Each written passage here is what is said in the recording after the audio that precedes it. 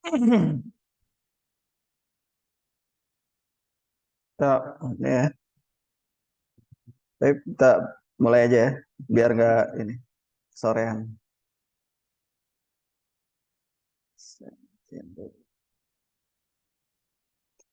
Baik, Bismillahirrahmanirrahim. Assalamualaikum warahmatullahi wabarakatuh. Alhamdulillahirabbil alamin. Alhamdulillahilladzi an'ama bi ni'matil iman wal Islam. Asyhadu an la ilaha illallah wahdahu la syarikalah wa asyhadu anna Muhammadan abduhu wa rasuluh. Allahumma shalli ala Muhammad wa ala ali Muhammad. Alhamdulillah, segala puja dan puji tidak bosan-bosannya kita panjatkan kehadirat Allah Subhanahu wa taala yang telah memberikan kita berbagai macam nikmat, hidayah serta kesempatan, dan semoga nikmat yang Allah berikan kepada kita dapat maksimalkan dalam rangka beribadah pada Allah Subhanahu wa taala dan juga dalam rangka menuntut ilmu, baik itu sifatnya ilmu yang syar'i ataupun ilmu yang sifatnya di dunia. Salawat serta salam tidak lupa marilah kita panjatkan kehadirat kekasih kita Nabi Muhammad SAW, juga pada keluarganya, para sahabat-sahabatnya, dan semoga kita termasuk daripada umatnya yang kelak mendapat syafaat di yaumul kiamah nanti. Baik, ikhwati fillah rahimakumullah, beranjak ke kelas yang ke-27 ya, insyaallah. Kita sudah 27 kali pertemuan di kelas Siro ini. Ntar yang di Zoom saya share dulu screen-nya.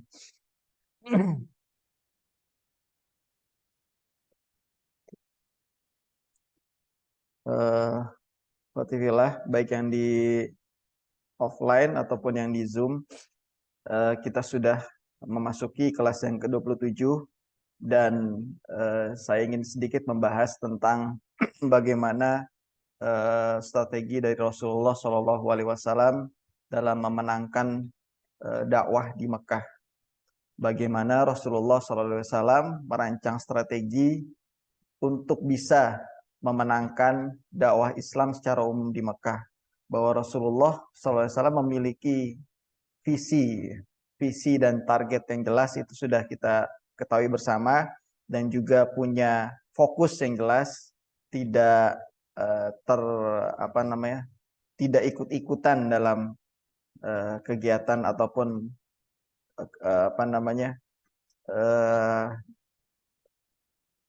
apa yang dibuat Quraisy gitu. Sehingga kita bisa membaca dengan langkah yang strategis dan terencana. Rasulullah SAW punya langkah, punya strategi yang terencana tanpa sibuk untuk menghalau atau tanpa sibuk untuk ikut-ikutan dalam serangan yang dilakukan oleh Quraisy gitu. Tentu beliau juga membaca ya, artinya Rasulullah SAW walaupun tanda kutip ya membaca, walaupun beliau seorang yang ummi, tidak mampu membaca secara tulisan gitu. Namun beliau membaca semua tantangan yang beliau hadapi ini yang berpotensi untuk menghambat dakwah beliau ini, dakwah Islam ini untuk memenangkan strategi itu. Karena ya makanya sangat penting tema ini, dan ini jarang diangkat ya. Jarang diangkat oleh yang biasa mengkaji sirah, ataupun jarang diangkat di buku-buku ataupun di kajian-kajian sirah. Bagaimana strategi Rasulullah SAW dalam memenangkan dakwah di Mekah ini. Sehingga kita menjadi sangat penting, apalagi kita yang bercimpung dalam kegiatan dakwah, yang semangat dalam aktivitas dakwah, perlu sekiranya perlu, mungkin kalau dibilang suatu kewajiban ya, kita yang sebagai yang memiliki peran dalam dakwah ini, menjadi suatu kewajiban mengetahui bagaimana strategi Rasulullah dalam rangka memenangkan dakwah di Mekah, sehingga kita bisa mengambil ibrah dari situ semua. Walaupun secara keseluruhan tidak mungkin kita bisa kaji satu persatu gitu, karena saking banyaknya ya, seperti biasa lah, saya ataupun kami berusaha memberikan clue-cluenya aja lah, clue-cluenya, kemudian memberikan, Masya Allah nih disediain teh ya sama Ustadz Anam. Kita kupas sedikit-sedikit saja. Nanti kalaupun mau detail ya silahkan membaca buku-buku sirah yang ada yang marak gitu. Mubarak Furi, kemudian Ramadan Al-Buti, kemudian Dr. Alkom, Ar-Rumali dan segala macamnya. Bahkan yang klasik-klasik Ibnu Hisham itu silahkan kalau untuk menggali lebih dalam lagi. Saya hanya sekedar yang namanya kan pemantik diskusi ya, memantik sajalah agar teman-teman mau lebih banyak membaca gitu, agar teman-teman mau lebih maksimal dalam ya. Siap. Iya, jazakallah khair insyaallah. Kita berusaha membahas garis-garis besarnya sajalah gitu. Agar kita kami berusaha mengenalkan sebagai bahan dasar kita untuk membaca secara keseluruhan gitu. Secara keseluruhan bagaimana strategi dakwah Rasulullah SAW yang beliau lakukan di Mekah ini. Kemudian kita tentu tahu ya Rasulullah SAW itu berhadapan dengan Quraisy di Mekah, atau bisa dibilang musuh lah. Tapi bahasa musuh sebenarnya kurang tepat ya. Kalau antum ikut kajian-kajian sebelumnya, memang kan dakwah itu kan mengajak ke kebaikan, mengajak ke kebenaran gitu. Bahkan orang-orang Quraisy ini sebagai umat itu dakwah, umat yang siap didakwahi. Jadi kalau bahasa musuh, musuh itu kan kalau kita konotasikan yang berperang, kemudian yang menghabiskan gitu, kemudian saling kontra. Nah, kalau bahasa musuh itu sebenarnya kurang tepat. Kalau sekarang sedang marak dan ramai ya antara Palestina dan Israel, nah itu bisa disebut musuh karena kondisinya adalah benar-benar dalam peperangan gitu. Dalam peperangan yang memang ada yang namanya bisa yang kita dukung itu mana dan ada pihak musuh gitu seperti itu. Musuh itu cenderung dalam pertarungan secara fisik. Namun dalam kondisi ini kita tidak menemukan Rasulullah SAW berperang secara fisik dengan orang-orang Quraisy gitu. Nanti peperangan baru terjadi ketika Rasulullah SAW hijrah ke Madinah, kemudian peperangan awal itu yang besar itu di Badar, itu, nah itu baru bisa disebut musuh gitu ketika berperang. Namun ketika dalam kondisi yang tidak berperang, maka tidak tepat lah kalau disebut musuh. Walaupun ya untuk membedakan antara yang beriman dengan yang kafir ya bisalah bisa kita sebut sementara untuk sementara kita sebut musuh gitu. Walaupun tidak ada dalam kondisi peperangan, tapi peperangan secara ideologi lah. Sehingga bahasa musuh itu dari sudut pandang misi dakwah Islam itu kurang tepat gitu, seperti itu. Sekarang orang-orang non Muslim itu apakah disebut musuh gitu? Yang di samping kita, di sekitar kita kan enggak gitu. Bahkan itu justru menjadi objek dakwah, menjadi umat dakwah, menjadi umat yang seharusnya kita dakwahi gitu. Bukan hanya orang Islam, orang non Muslim itu menjadi umat dakwah, menjadi objek dakwah kita untuk kita ajak kepada kebaikan. Jadi bukan musuh. Ya, kecuali tadi peperangan yang sudah ada di bumi Palestina sana, memang itu sudah layak disebut musuh gitu. Sehingga permusuhan yang terjadi adalah permusuhan antara Rasul dengan Quraisy. Namun itu juga menjadi bagian dari dakwahnya Rasulullah SAW. Jadi bukan masalah permusuhannya, tapi yang menjadi namanya mengajak itu tidak semua, kan Rasulullah berusaha berdakwah ya di Quraisy itu. Walaupun tidak semua itu menerima. Nanti ada orang-orang yang tidak menerima, walaupun tidak juga memerangi atau tidak juga memusuhi, namun ada juga orang-orang yang menerima namun memusuhi Rasulullah SAW. Jadi ada yang nggak mau, ada yang mau gitu. Bahkan ada yang menolak dengan secara terang-terangan dan dalam tanda kutip menghadirkan permusuhan gitu. Karena berusaha menolak dengan cara kekerasan seperti itu. Sehingga ini bahasa risalahnya adalah mereka umat dakwah juga, umat yang perlu didakwahi, orang-orang Quraisy itu. Ya termasuk kita di sini. Dengan non muslim baiknya bukan menjadi musuh gitu. Dengan orang-orang di sekitar kita yang non muslim yang belum mendapat hidayah Islam, justru malah itu orang-orang yang wajib kita dakwahi. Gitu. Bisa jadi mereka nggak tahu Islam, gitu, sehingga mereka tidak beriman seperti itu. Ya, dalam kasat mata ya tidak terjadi benturan lah seperti itu. Sehingga bahasa musuh di sinilah bahasa karena memang Mekah itu dikuasai oleh kendali lawan. Rasulullah kan tidak punya kendali di Mekah itu, tidak mengendalikan sesuatu. Namun Rasulullah dalam misi risalahnya itu berusaha untuk berbeda karena dianggap oleh Quraisy itu berbeda, kemudian menjadi lawan dari orang-orang Quraisy. Karena apa? Karena kepentingan dari orang-orang Quraisy sendiri. Sehingga otomatis Rasulullah harus memiliki strategi yang matang dalam rangka memenangkan atau menjalankan dakwah di Quraisy. Jadi tidak, ya kalau kita baca sirah selama ini kan aktivitas Rasulullah apa di Mekah? Sepertinya datar-datar aja lah, tidak ada yang menarik gitu. Ya sudah menerima wahyu, menyampaikan diajarkan kepada para sahabat gitu. Namun dalam hal ini Rasulullah perlu kita gali, perlu kita teliti terlebih dalam lagi bagaimana strategi beliau dalam rangka memenangkan dakwah, karena Mekah itu dikuasai oleh lawan, dikuasai oleh Quraisy yang notabene berseberangan dengan risalah yang Rasulullah SAW bawa gitu. Nah, kemudian apakah memang harus mencair gitu kan, bahasanya kan gitu. Kalau kita sekarang dikuasai oleh Barat gitu, apakah kita harus mencair dengan Barat? Apakah Rasulullah itu beradaptasi terlebih dahulu dengan orang Quraisy? Apakah Rasulullah itu menjalankan agenda ya udah yang penting jalan gitu, yang penting para sahabat dididik, kemudian ada wahyu disampaikan, udah setelahnya udah gitu, tidak ada strategi atau seperti apa? Apakah Rasulullah mencoba beradaptasi? Ini kan kondisinya kondisi lemah ya, kondisi yang tidak memiliki kekuasaan. Berbeda ketika nanti di Madinah, Rasulullah sudah membangun masyarakat, membangun ya seperti ya bahasa negara lah, walaupun tidak tepat benar gitu disebut negara. Rasulullah membangun masyarakat dan memiliki tanda kutipnya power politik gitu.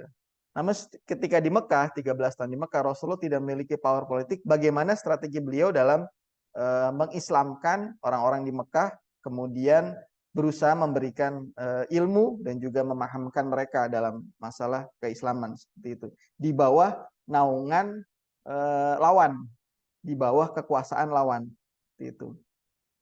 Apakah menyembunyikan dan segala macamnya.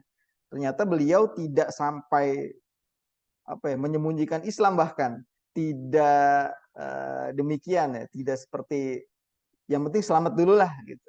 Nah, ada strategi-strateginya.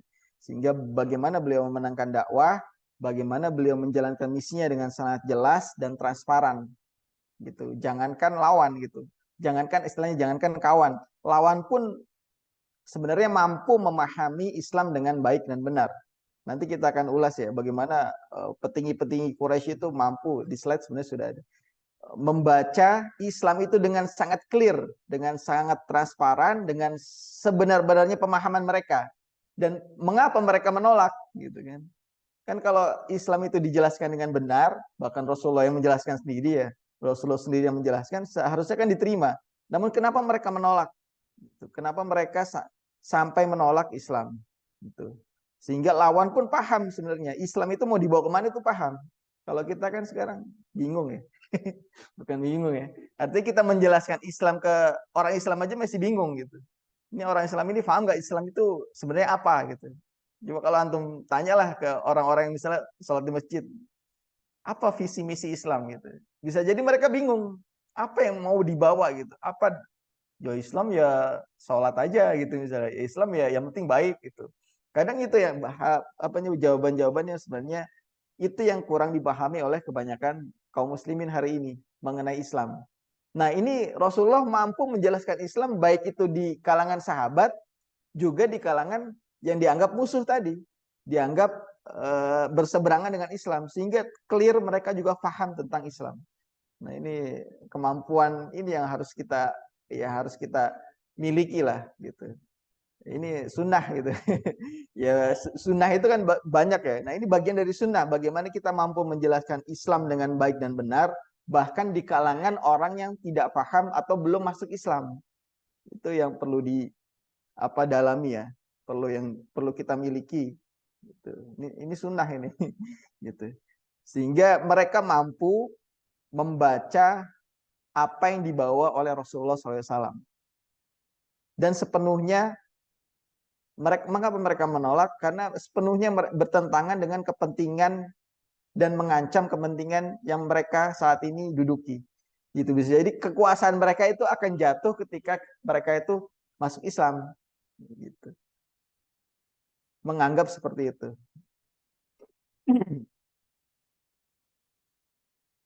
Nah ini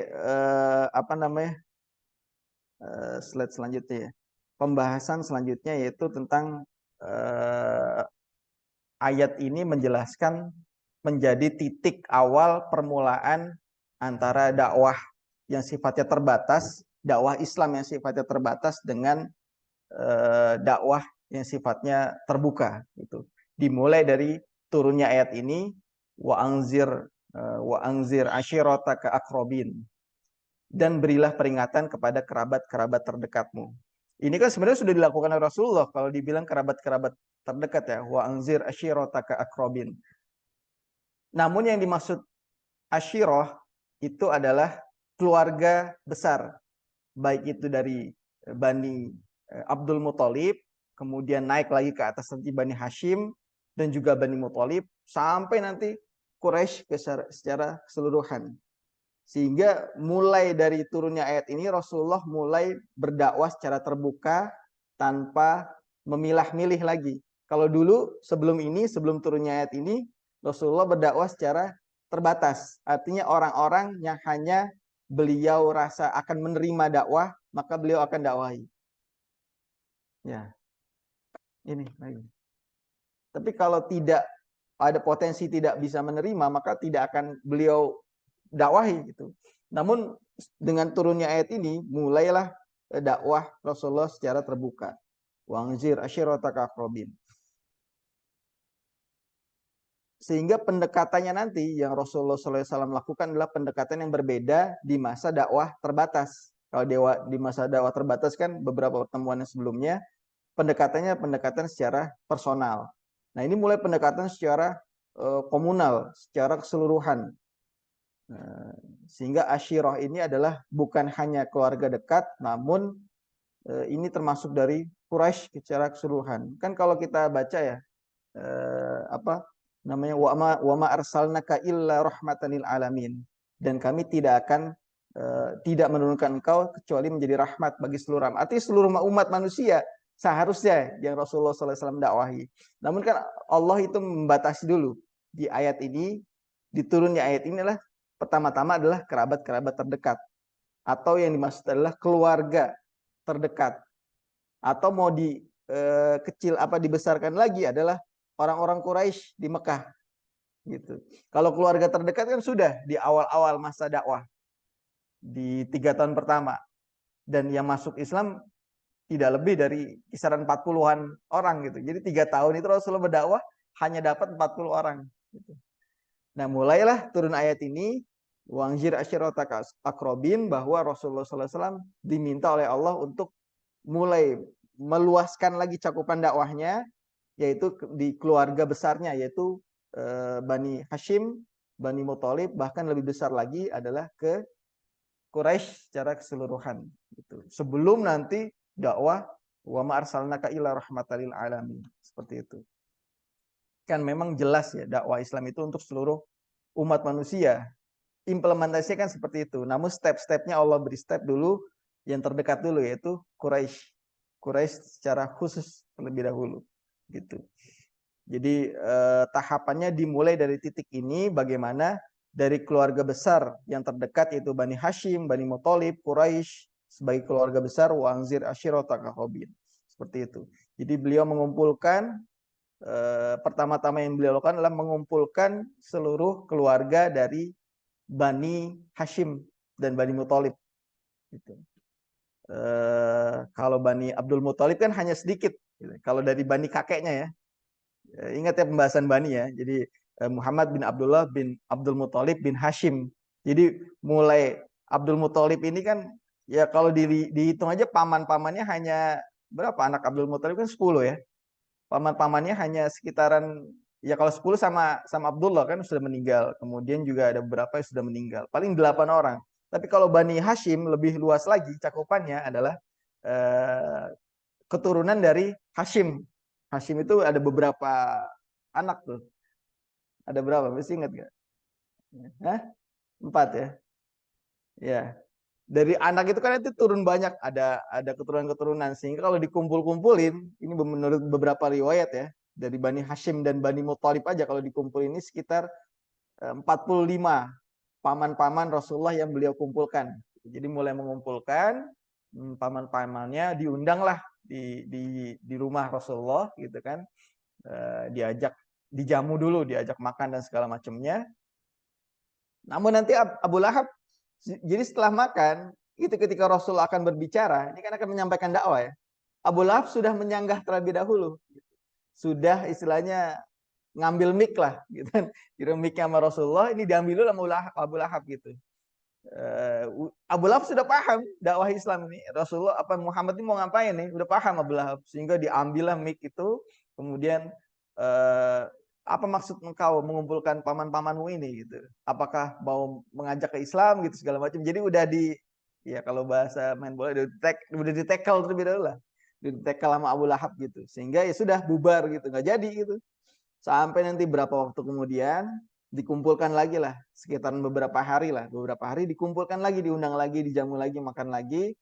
Nah, nggak mungkin Abu Lahab nih mau ngambil mic lagi kan. Kemarin udah kan, nggak enak juga sama yang lain kan, pasti gitu. Kemudian Rasulullah menyampaikan dakwah kepada paman-pamannya, sekitar 40 orangan gitu kan, untuk ya menerima Islam segala macam, terimalah Islam, kemudian masuklah Islam bla bla bla dan segala macamnya. Namun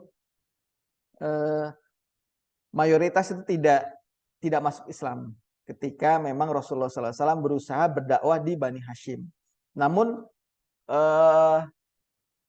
walaupun tidak sampai masuk Islam, namun mereka tetap mendukung apa yang dijalankan oleh Rasulullah SAW. Ini unik. Karena apa? Karena kita dulu sudah membahas bagaimana pola sosiologi kabilah-kabilah Quraisy. Kabilah-kabilah Quraisy termasuk Bani Hashim, ketika ada seorang yang melakukan suatu perbuatan, maka itu keluarga itu turut mendukung, seperti itu, menjadi dukungan keluarga. Sehingga walaupun Bani Hashim dan Bani Muthalib itu tidak banyak yang masuk Islam, tapi dukungan itu diperlukan oleh Rasulullah, dan Rasulullah mendapatkan dukungan itu, seperti itu, memastikan mendapatkan dukungan itu, walaupun ya tadi ada yang menolak Abu Lahab. Namun Abu Lahab tidak mewakili mayoritas dari Bani Hashim dan Bani Muthalib. Nah, selain Abu Lahab, mereka walaupun tidak masuk Islam, tapi mendukung. Coba di antara paman-paman Rasulullah siapa yang masuk Islam ketika ini ya, di saat ini? Hamzah aja baru masuk Islamnya nanti belakangan, ketika tahun ke-6, ini kan tahun ketiga ya. Tahun ketiga mulai dakwah terbuka ini kan tahun ketiga kenabian. Hamzah itu kisaran tahun ke-5 atau tahun ke-6 kenabian baru mulai masuk Islam. Walaupun sudah mendengar nih tentang Islam seperti ini, bla bla bla, sudah dijelaskan oleh Rasulullah. Namun tadi saya katakan banyak yang tidak masuk Islam bukan kemudian menentang, tapi memang wait and see aja dulu gitu. Tunggu aja dulu gitu. Bukan langsung menerima dan tidak pula langsung menentang dan dengan kekerasan. Sehingga dari paman Rasulullah pun yang masuk Islam nggak banyak gitu. Di awal-awal ini. Abbas sendiri nanti belakangan lagi, lebih belakangan malah. Ya kalau kita katakan paman Rasulullah yang masuk Islam kan Abbas dan Hamzah gitu kan. Siapa yang lain lagi? Ada nggak datanya? Abu Thalib jelas menolak kan, nggak masuk Islam gitu kan. Abu Lahab jelas nggak masuk Islam dan bahkan menentang gitu kan. Tapi yang lain siapa paman Rasulullah yang masuk Islam? Nggak ada gitu. Datanya tidak banyak, walaupun ada mungkin tidak banyak. Walaupun seperti itu, ini potensi mendukung gitu, mendukung. Sehingga ketika Rasulullah nanti berdakwah secara terbuka lebih besar lagi gitu kan ke kalangan Quraisy, bahkan ketika nanti berdiri di Bukit Sofa kan, kemudian berdakwah, wahai Quraisy terimalah Islam, saya adalah seorang nabi bla bla bla, Islam akan membawa kalian kepada keselamatan, tinggalkanlah berhala-berhala dan segala macamnya. Itu Quraisy tidak langsung menentang dengan kekerasan dan ditujukan kepada Rasulullah, tidak. Karena Quraisy nanti akan berpikir bagaimana Bani Hashim nih gitu. Apakah menentang atau justru mendukung. Nah, di pertemuan inilah Rasulullah SAW, walaupun mereka itu tidak menerima keislaman, tapi mereka akan mendukung, akan mensupport dan akan menjadi pembela Rasulullah SAW. Karena ini bagian dari Bani Hashim. Jadi Rasulullah tanda kutip ya memanfaatkan sistem kabilah asobiyah jahiliyahnya. Gitu. Walaupun nanti di masa Islam asobiyah itu ditinggalkan oleh Rasulullah gitu. Tapi di masa saat ini ketika awal-awal dakwah Rasulullah SAW memanfaatkan sistem itu. Dan itu tidak bisa dihindari, gitu. Gak bisa Rasulullah yaudah saya sendiri aja lah gitu. Enggak, karena itu Rasulullah bagian dari Bani Hashim. Dan inilah kecerdasan Rasulullah memanfaatkan sistem ini yang terjadi di Quraisy secara umum, bahwa ketika anggota keluarga itu menjadi bagian dari Bani gitu kan, keluarga gitu kan, maka butuh dukungan support dari keluarga walaupun tidak mengikutinya. Dan Rasulullah uniknya di sini mengikuti kebiasaan dan memanfaatkan asobiyah jahiliyah. Dan itu tidak ditinggalkan oleh Rasulullah, nggak ditinggalkan sampai nanti proses hijrah ke Mekah. Dan selama 13 tahun di Mekah sampai nanti hijrah, Bani Hashim dan Bani Muthalib menjadi pembela dakwanya Rasulullah walaupun tidak masuk Islam. Itu unik gitu. Makanya dulu kita bahas tentang bagaimana sistem asobiyah, sistem kekeluargaan dalam masyarakat Quraisy. Sehingga Rasulullah walaupun mereka bukan menjadi bagian dari Islam, tapi mereka mempertahankan Muhammad ya, mempertahankan Rasulullah karena bagian dari anggota keluarga. Kalau kita kan kadang gimana ya, nggak masuk lah kalau di masyarakat kita nggak masuk ya. Misalnya keluarga kita nih ada yang nyimpang sedikit lah, ya udah itu bukan keluarga saya gitu kan gitu kan seperti itu. Ada yang punya aliran tertentu lah yang berbeda dengan kita misalnya Islam semua, kemudian ada yang menyimpang sedikit gitu. Islamnya ya masuk Syiah atau apalah gitu. Ya udah itu bukan keluarga saya, itu bukan urusan saya. Tapi di masyarakat Quraisy enggak. Walaupun berbeda gitu, ada satu dua anggota keluarga yang berbeda, tapi itu bagian dari kabilahnya dan tidak merusak tatanan kabilahnya, artinya tidak menjelekkan kabilahnya, maka itu harus didukung. Makanya dulu kan kalau saya pernah jelaskan, kalau ada dua bani ini, kalau ada dua orang yang saling berkelahi, ribut gitu kan, berantem lah. Ini menjadi permasalahan dua kampung lah istilahnya, dua bani gitu. Entah itu siapa yang salah itu belakangan, yang penting perang dulu, bla bla bla gitu sampai hancur lebur. Kemudian baru ini yang masalahnya apa sih gitu kan. Karena itu sistem kabilah itu seperti itu di Quraisy gitu kan. Baru dicari masalahnya apa, oh ternyata masalah ini, yang salah ini sudah gitu ya, tinggal bayar diat, denda segala macam lah gitu. Ya artinya dari ayat ini mulai dakwah kepada Bani Hashim dan Bani Muthalib. Nah ini Rasulullah SAW memanfaatkan kabilah Ashabiyah Jahiliyah.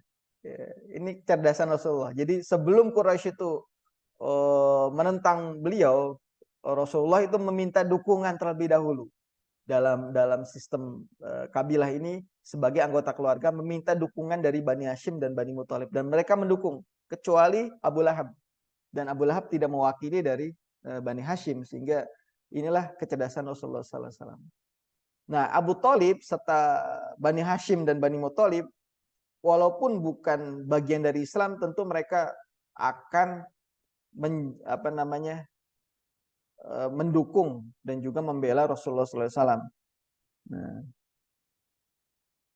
kemudian ini menjadi penting ya. Kenapa ini memanfaatkan momen ini dan juga memanfaatkan sistem ini yang menjadi penting seperti itu. Rasulullah SAW memanfaatkan sistem ini Sehingga dalam upaya Rasulullah SAW menyampaikan dakwah itu sudah ada apa namanya pembela, ya. Pembelanya walaupun mereka nggak masuk Islam, keunikan ya. Ini saya maju sedikit dulu. Mataharinya mulai maju lagi. Oh ya, siap-siap. Biar nggak silau atau bergeser sini deh. Ya, kalau sore begini mati ya. Hidup lagi.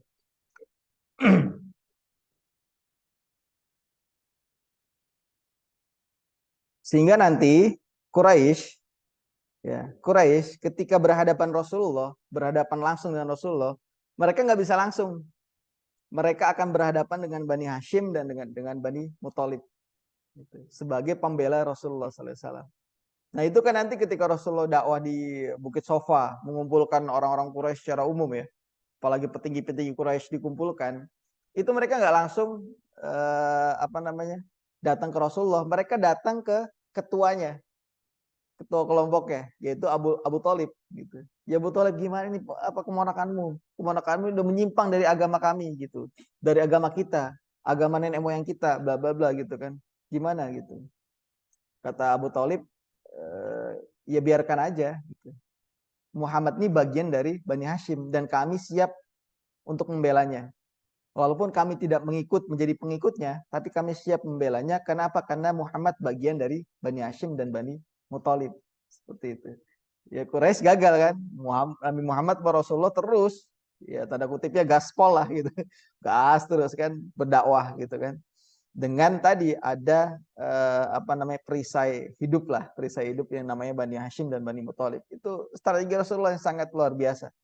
Kecerdasannya melihat, membaca bagaimana apa sistem kabilah, sistem asobiyah dalam masyarakat Quraisy. Dan ini timing ataupun momentum yang dimanfaatkan oleh Rasulullah SAW.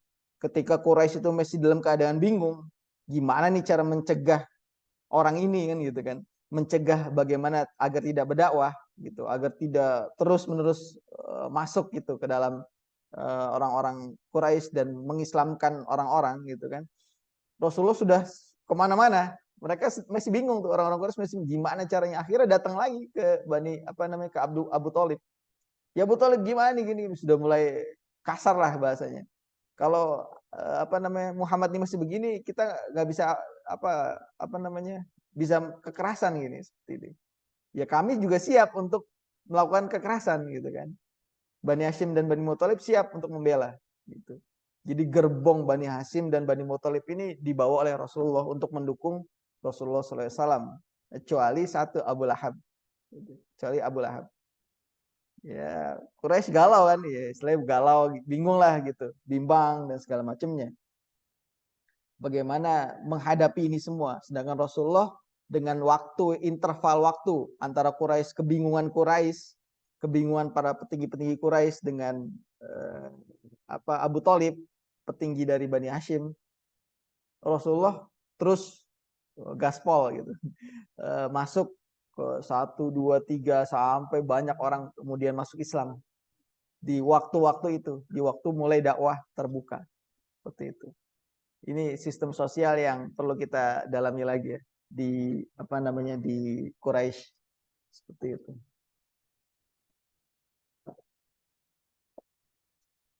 Kemudian bagaimana apa namanya ada seorang pemikir Islam, Malik bin Nabi, mengatakan, ini pemikir tentang peradaban ya. Saya pernah dulu mengungkapkan ini ya, Malik bin Nabi. Hidup di Aljazair di masa penjajahan tahun 1940-an lah. Di masa di situ ada Hasan al-Banna, ada Jamaluddin al-Afghani, di masa Muhammad Abduh dan segala macamnya. Ada pemikir namanya Malik bin Nabi di Aljazair mengatakan peradaban itu dibangun oleh 3 unsur dan itu tidak bisa diintervensi oleh peradaban lain. Yang pertama adalah manusia, artinya SDM. Yang kedua adalah materi, apa yang dimiliki oleh yang ada di dalamnya, baik itu sumber daya manusia, sumber daya alamnya, atau hal-hal yang lainnya gitu, materi. Yang ketiga adalah waktu, timing gitu. Dan Rasulullah SAW memanfaatkan ini semua. Rasulullah memiliki sumber daya manusia yang luar biasa. 3 tahun pertama Rasulullah mendidik benih-benih as-sabiqunal awalun, mendidik dengan baik, sampai nanti Rasul jaga 3 sampai 13 tahun di Mekah. Makanya nanti tidak banyak terjadi bentrokan. 1-2 ada, cuman tidak. Karena Rasulullah sampaikan kepada para sahabatnya, jangan bentrok terhadap Quraisy. Karena untuk menjaga aset dakwah, menjaga manusia.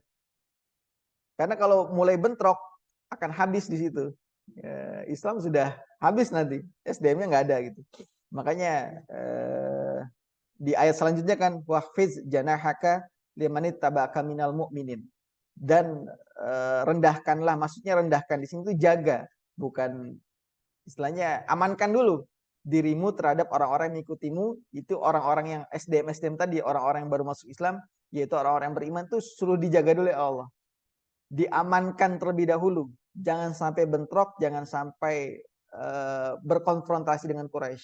Kalaupun harus berkonfrontasi, harus bentrok, maka hanya Rasul aja. Mereka nih dijaga dulu asetnya, gitu. Sampai nanti hijrah baru mulai dimanfaatkan, dimaksimalkan lah perannya. Yang kedua adalah materi, kata Malik bin Nabi. Materi ini apa yang dimiliki oleh harta ataupun sumber daya alam yang dimilikinya. Ya, maksudnya adalah materi bisa dalam bentuk uang, bisa dalam bentuk kekuasaan. Walaupun nanti di masa-masa awal ini tidak banyak materi yang dimiliki. Nah, di sana di toilet. Iya, mau Ustadz Imam mau pipis tuh. Temenin dulu. Yang ketiga adalah waktu, dan ini tidak bisa ditempesi. Orang sukses dengan orang gagal kan waktunya sama kan, sehari 24 jam kan, gitu. Seminggu 7 hari kan. Kenapa ada yang sukses, ada yang gagal, walaupun waktunya sama. Nah ini waktu, interval waktu ini yang dimanfaatkan oleh Rasulullah SAW. Ada jeda waktu, Rasulullah memanfaatkan jeda waktu ini untuk beraktivitas lebih intensif ke dalam lingkungan Mekah. Di saat Quraisy bingung mau berbuat apa nih, ada timingnya kan, antara kebingungan Quraisy. Di 3 tahun pertama Quraisy nggak berbuat apa-apa, terus sudah biarin aja Muhammad gitu kan dengan aktivitasnya gitu. Toh yang dulu-dulu juga ada gitu kan. Makanya saya pernah jelaskan ada namanya orang-orang Hanafiyun kan, orang-orang yang berusaha mencari kebenaran 1 generasi sebelum Rasulullah. Itu ada orang-orang seperti itu. Dan mereka Quraisy biasa-biasa aja, nggak bereaksi apapun. Kayaknya ya dulu-dulu juga pernah ada orang-orang kayak gini kan gitu. Ya udah nggak bereaksi. Rasulullah mulai masuk ke dalam segala macam gitu kan, melakukan aktivitas dakwah lebih intensif. Kemudian mulai dakwah terbuka, ini udah mulai meresahkan nih sama orang-orang Quraisy. Rasulullah sudah membuat tadi strateginya, mengamankan dengan cara memanfaatkan sistem asobiyah. Sudah ada pembelanya, Bani Hashim dan Bani Muthalib gitu. Oh, Quraisy lebih makin bingung lagi gimana cara ini. Rasulullah memanfaatkan interval waktu ini.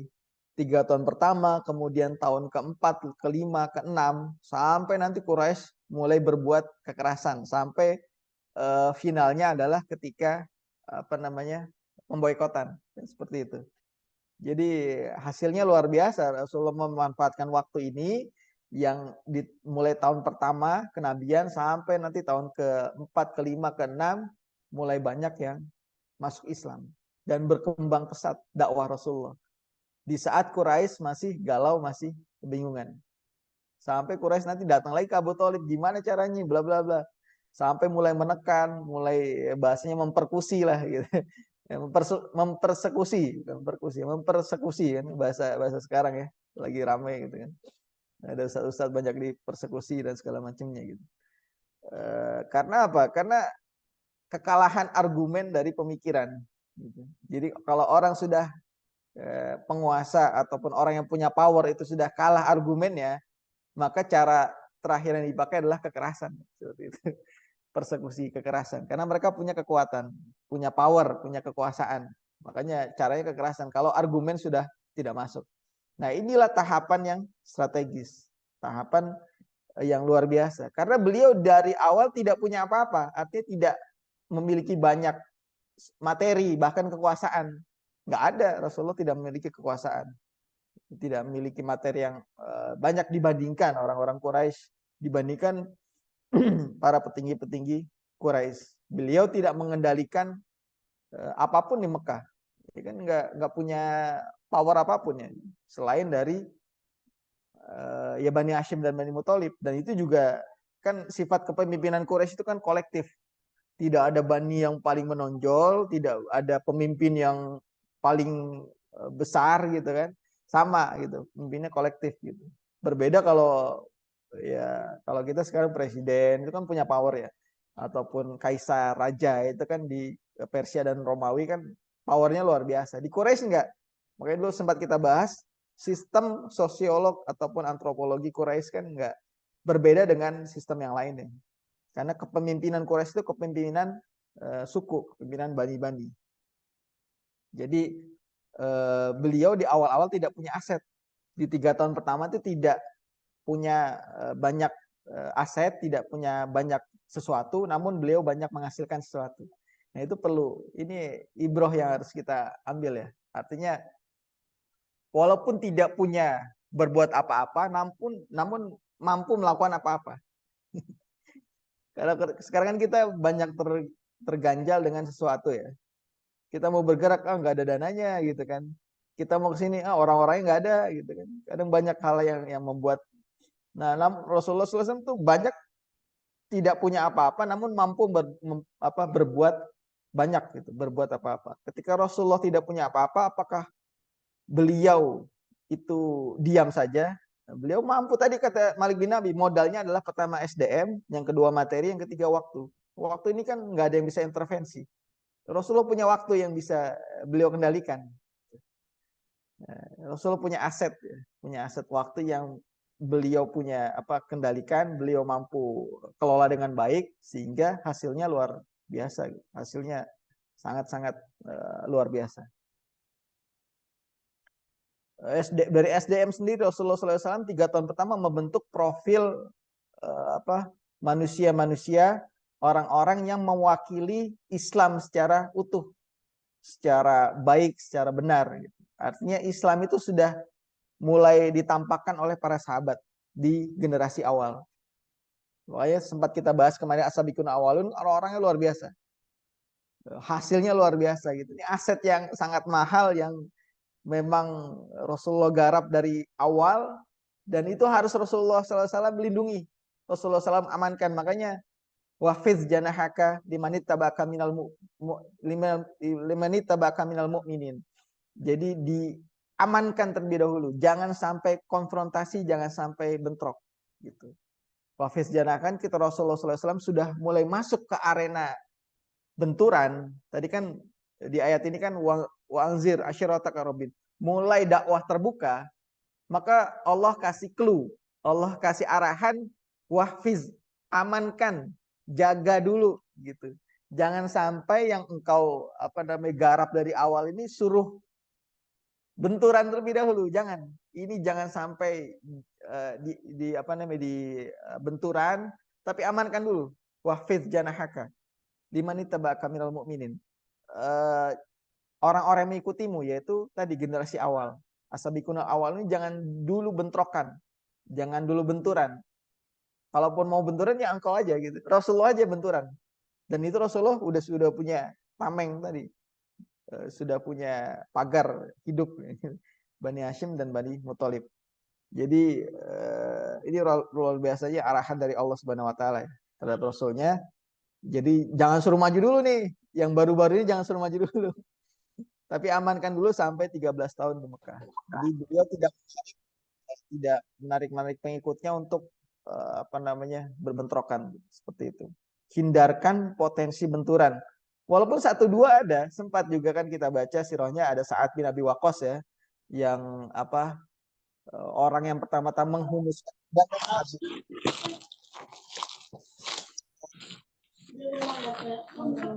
itu mamasnya kali.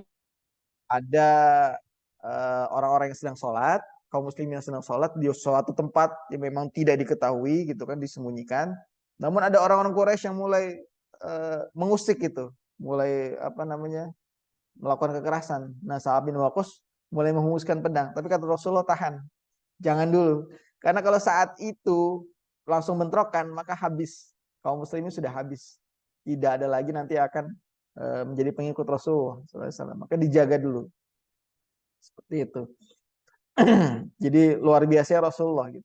Strateginya adalah mempertahankan para sahabat, kemudian mulai berdakwah. Ini permainan yang ya, kalau kita baca lebih dalam nih luar biasa. Permainannya asik gitu. Strategi Rasulullah itu asik luar biasa gitu. Memanfaatkan timing, memanfaatkan waktu, kemudian strateginya luar biasa. Bermain dengan waktu. Quraisy bingung, kebingungan gimana caranya menghadang ini. Di saat yang sama Rasulullah menusuk ke dalam gitu. Kalau main bola kan ya orang backnya pada bingung gitu kan, penyerangnya sudah sep gitu kan. Kalau nonton bola kayak gitu. Jadi ini yang perlu kita tiru sebenarnya, perlu kita manfaatkan. Oke, transparansi dakwah. Rasulullah SAW menyampaikan isu-isu utama dakwah dengan jelas dan tegas sehingga mudah difahami oleh lawan bicara. Isu-isu tersebut mencakup antara lain ketuhanan, Al-Quran, wahyu, kenabian, hubungan dunia akhirat, istilah Islam, dan lain sebagainya. Jadi ayat-ayat makiyah, ayat-ayat yang turun di Mekah disampaikan oleh Rasulullah SAW tanpa ada ditutup-tutupi. Ingat, dakwah Rasulullah itu tidak ditutup-tutupi. Ada ucapan dari siapa? Umar bin Abdul Aziz, kalau nggak salah ya, saya lupa gitu. Pokoknya tabiin lah, masa tabiin pernah nyampaikan gini. Kalau ada orang yang membicarakan sesuatu tentang agama, namun secara diam-diam menutup-tutupi, maka patut dicurigai. Bisa jadi itu ajarannya kurang pas atau ajarannya tidak transparan. Kenapa? Karena Islam itu disampaikan dengan transparan. Rasulullah SAW menyampaikan Islam dengan transparan kepada para sahabat dan juga orang-orang Quraisy yang belum beriman. Ini kan target dakwah ya. Kalau target dakwahnya nggak tahu Islam itu seperti apa, maka apa yang mau didakwahi kan gitu. Ya istilahnya Islam itu kan dakwah. Dakwah itu harus transparan. Harus kita menjelaskan sejelas-jelasnya tentang Islam itu seperti apa. Baik itu ya terhadap para sahabat dan juga kepada orang-orang yang belum beriman. Itu Rasulullah SAW melakukan. Jadi mengajak mereka agar mereka mau menerima Islam itu dengan cara transparansi Islam, transparansi dakwah. Ya berbeda kalau nanti sifatnya strategi. Kalau strategi jangan dikasih tahu gitu kan. Ini saya sedang begini. Jangan. Tapi kalau Islam, dakwah Islam itu apa namanya? Disampaikan dengan secara transparan. Kalau namanya strategi ya memang harus disembunyikan, namanya strategi kan, siasah. Harus disembunyikan. Strategi dakwah, nah, nggak boleh disampaikan. Tapi dakwanya sendiri harus disampaikan, Islamnya sendiri harus disampaikan. Seperti itu. Nah, sekarang kan kita anehnya strategi disampaikan, Islamnya nggak disampaikan gitu. Kita habis rapat begini, konferensi pers saja dia lakukan konferensi pers.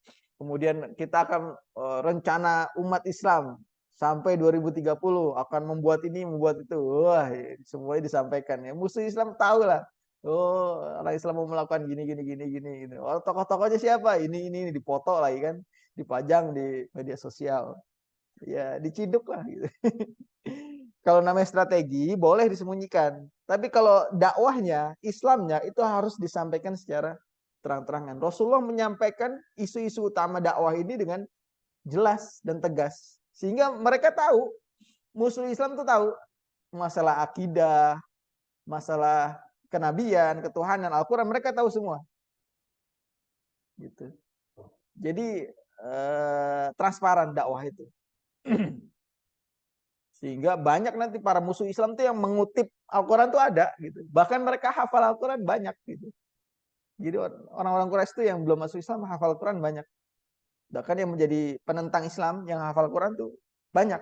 Ya sama seperti sekarang lah. Misionaris-misionaris itu kan banyak hafal Quran ya. Kalau ada ini, saya nggak kuat kalau duduk.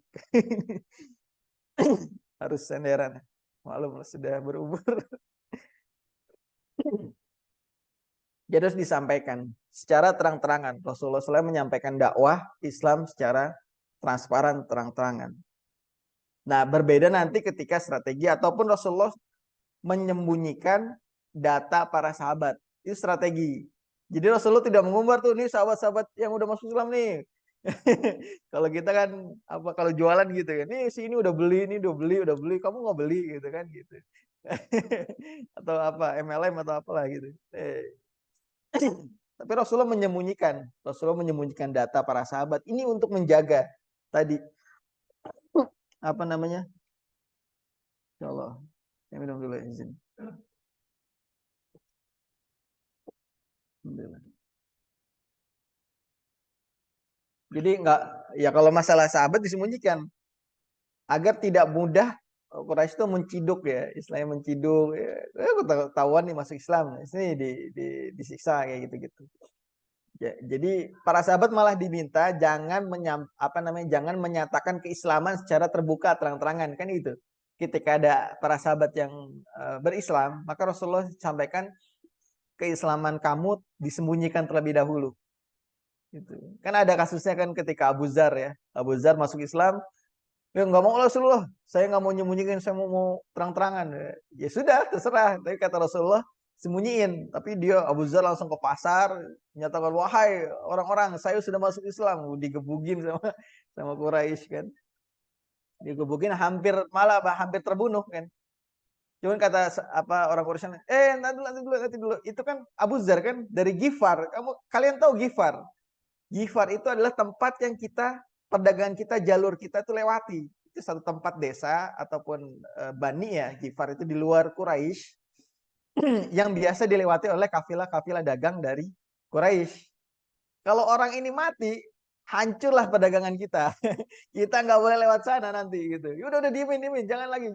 Akhirnya nggak jadi tuh, nggak jadi sampai terbunuh Abu Zar itu. Ya dia kembali ke kampungnya kan, ke Gifar. Itu kan populer ya kisahnya. Tapi kata Rasulullah, sembunyikan gitu. Sembunyikan dulu keislaman untuk menjaga aset dakwah. Gitu. Jangan diungkapkan. Jadi jangan terlalu dermawan ya sama musuh lah. Kita ungkapkan data-data anggota kita gitu kan. Ya ada hal yang perlu diungkapkan, ada perlu yang disembunyikan. Agar apa? Agar untuk menjadi aset dakwah. Ada masanya nanti harus diungkapkan ada gitu. Jadi jangan semua kita umbar di medsos. Anggota ini segala macamnya. Jangan gitu. Jangan terlalu dermawan sama musuh. Jangan membuka rencana umat tuh jangan terlalu terbuka. Tapi kalau masalah dakwahnya tentang Islamnya, kemana bla bla apa tentang kenabian, wahyu Al-Qur'an itu harus disampaikan secara sejelas-jelasnya. Jadi Rasulullah menyembunyikan strategi, namun beliau masalah Islamnya itu jelaskan sangat jelas, sejelas-jelasnya.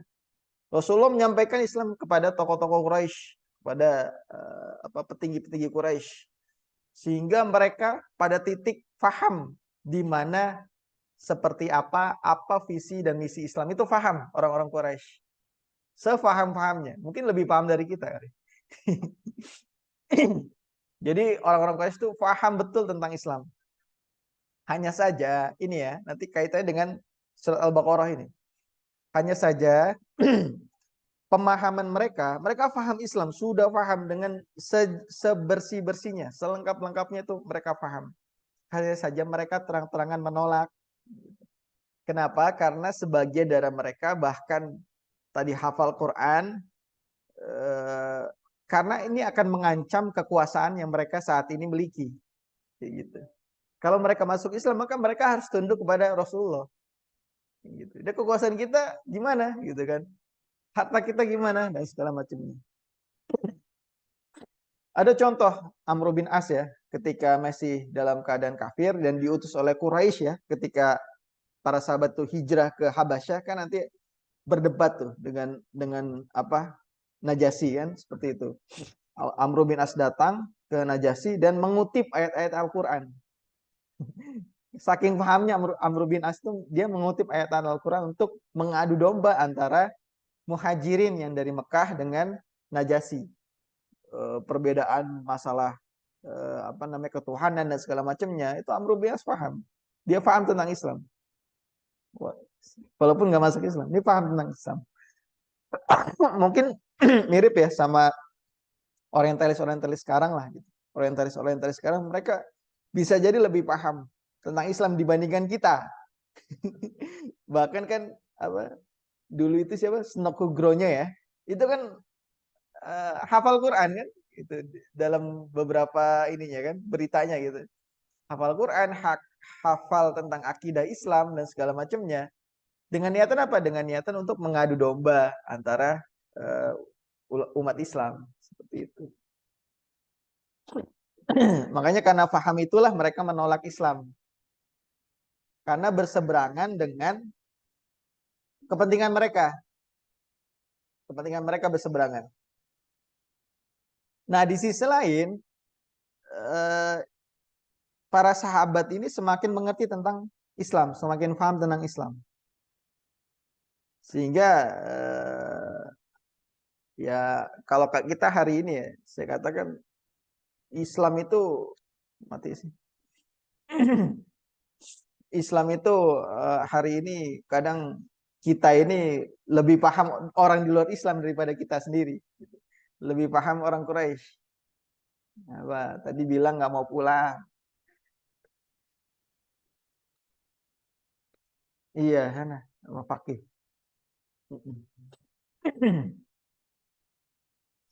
Jangan sampai jangankan lawan ya. Kita sendiri kadang hari ini bisa jadi belum mengerti banyak tentang terminologi Islam, terminologi iman, terminologi apa kufur, terminologi jihad. Jihad itu kadang sekarang apa jihad itu? Kadang tabu untuk membicarakan jihad ya. Padahal jihad itu luar biasa gitu kan. Kadang kita samar-samar, bahkan Islam itu didefinisikan oleh orang di luar Islam. Anda ini Islamnya Islam moderat, harus moderat gitu kan. Anda ini Islamnya Islam radikal, luar biasa itu. Jadi yang mendefinisikan Islam orang di luar Islam gitu. Orang Islamnya nggak paham tentang Islam. Kufur, apa kufur itu kan? Kafir kan? Orang yang tidak percaya dengan rukun iman kan begitu. Sekarang jangan sebut kami kafir gitu kan. Ya kalau nggak mau disebut kafir ya beriman aja kan.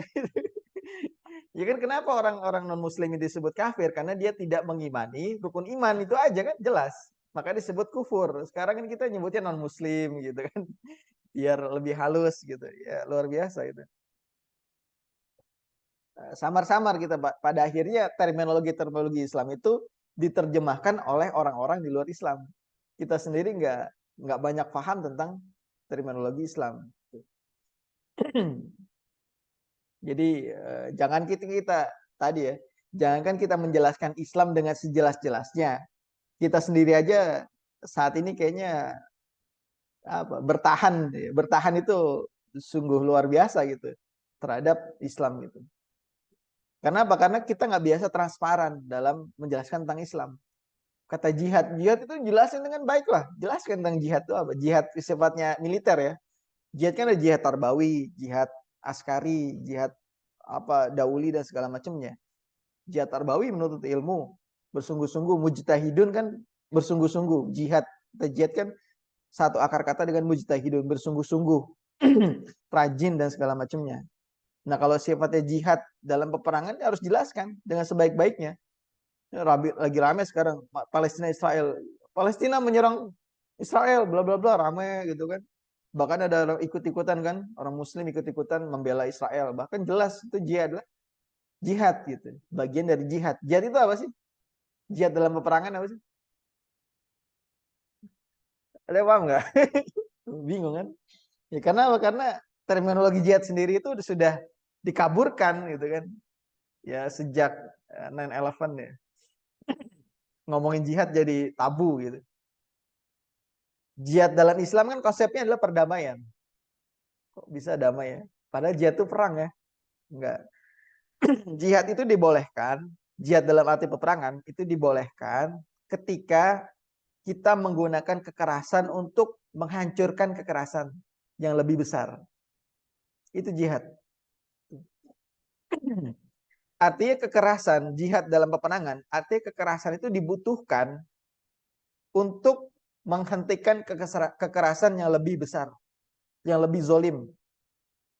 Karena apa? Karena kalau kekerasan yang luar biasa merusak ini tidak dihancurkan dengan kekerasan, maka akan terjadi kekacauan. Gitu. Itu yang terjadi kan di Palestina dan Israel. Ya. Israel dengan luar biasa kezolimannya, itu kan melakukan kekerasan.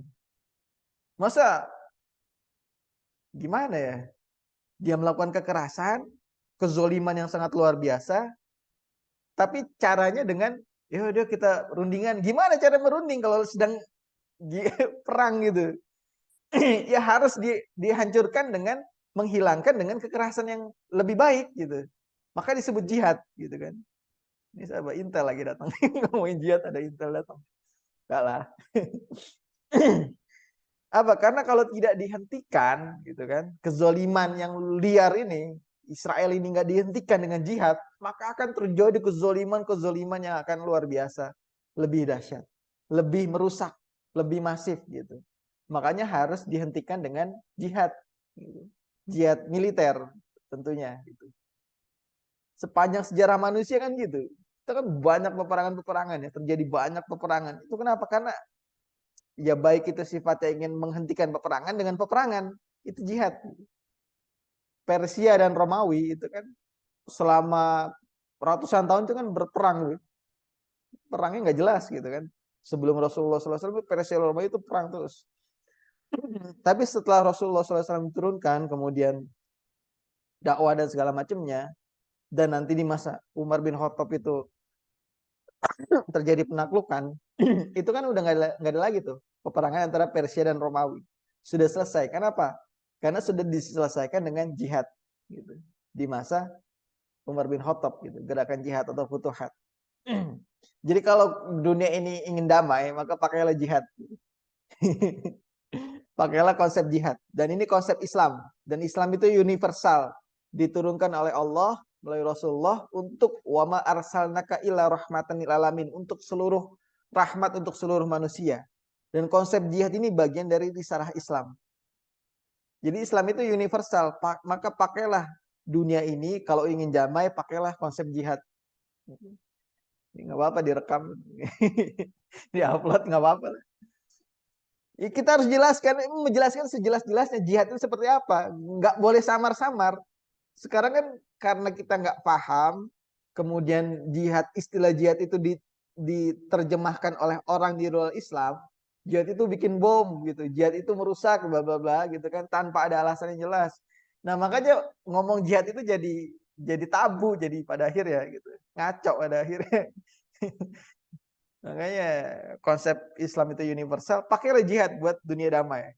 PBB sekarang bisa apa dengan konflik yang ada kan? Parsial dia kan, bingung dia. Antara Ukraina dan Rusia, dia dukung Ukraina yang katanya terzolimi oleh Rusia. Tapi kalau masalah Israel Palestina, nggak bisa ngomong PBB. Padahal yang jelas-jelas terzolimi adalah Palestina. Begitu.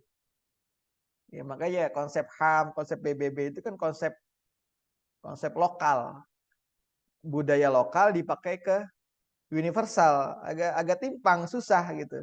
Istilahnya adat sini di Lampung dipakai buat di seluruh Indonesia, nggak bisa. Nggak bisa adat Lampung dipakai seluruh Indonesia. Adat Lampung hanya boleh bisa dipakai di Lampung gitu kan. Kalau Indonesia ada aturan sendiri kan gitu. Aturan adat dengan aturan hukum. Undang-undang kan berbeda kadang. Seperti itu. Dipakai di Indonesia. Nggak bisa parsial-parsial. Nah ini juga konsep HAM, konsep barat kan. PBB konsep barat dipakai di dunia. Nggak bisa. Akan ada terjadi ketimpangan. Makanya lah pakai konsep Islam. Pakai konsep jihad. Kasih tahu PBB itu. Biarin lah. Nah masalahnya itu. Karena bisa jadi, iya. Bisa jadi kita tidak menjelaskan jihad secara transparan. Ya terminologi kafir gitu. Kufur. Apa sih kafir? Hah? Nah, menutup diri, cover ya. Kafir, kata kafir itu luar biasa. Banyak dipakai oleh banyak bahasa lah. Cover. Cover itu kan penutup ya. Menutup, to cover, menutupi ataupun cover. Penutup. Bisa kata kerja, bisa kata benda. Gitu. Di surat Al-Baqarah ayat 6. Apa? Innalladzina kafaru sawa'un alaihim anzartahum am lam tunzirhum la yu'minun. Baca, coba baca, terjemahkan. Artinya apa? Innalladzina kafaru. Sesungguhnya orang-orang kafir sawa'un alaihim. Sama saja bagi mereka. Anzar tahum amlam tungzirhum. Kamu berikan anzar peringatan kepada mereka. Anzar tahum amlam tungzirhum. Mereka itu sama aja. Dikasih peringatan lam atau tidak dikasih peringatan, mereka tidak akan beriman. Itu orang kafir. Coba bayangkan. Baca baik-baik, pahami maknanya. Innalladzina amanu innalladzina kafaru sawaun. Sesungguhnya orang-orang kafir itu sama aja, kasih peringatan atau enggak dikasih peringatan, didakwahi atau enggak didakwahi sama aja. Mereka enggak bakal beriman. Kalau Rasulullah atau kita terjemahkan kan berarti kita nggak usah dakwah kan? Benar nggak? Ini ayat loh Al-Quran, kebenaran. Innalladzina kafaru sawaun. Kamu kasih peringatan, nggak kasih peringatan sama aja, nggak bakal beriman mereka, sama aja. Kalau kita pakai ayat ini dengan terjemahan secara letelek, kita nggak bakal berdakwah kepada orang kafir. Ya ngapain kita dakwah, orang sama aja mereka. Beriman apa kita ingetin nggak bakal beriman. Kata Allah kan gitu. Tapi apa iya Rasulullah SAW kayak gitu? Enggak kan? Dalam sirahnya kan enggak. Rasulullah tuh terus mengingatkan orang-orang kafir. Terus gitu. Terus Rasulullah enggak sesuai dengan ayat ini dong. Enggak nurut sama ayat ini dong. Nauzubillah gitu kan. Nah, ini kadang kalau kita salah-salah menerjemahkan atau salah-salah memahami konteks ayat, makanya harus dikaitkan antara ayat Al-Quran dengan sirah gitu kan. Makanya seharusnya kajian Al-Quran itu diiringi dengan kajian sirah agar menyambung gitu, agar nyatu. Kalau hanya mengkaji Al-Quran aja, ya hasilnya begini. Ya udah kita nggak usah dakwah lah, orang ayat ini ngomong kok orang kafir didakwahi enggak sama aja gitu. Luar biasa gitu.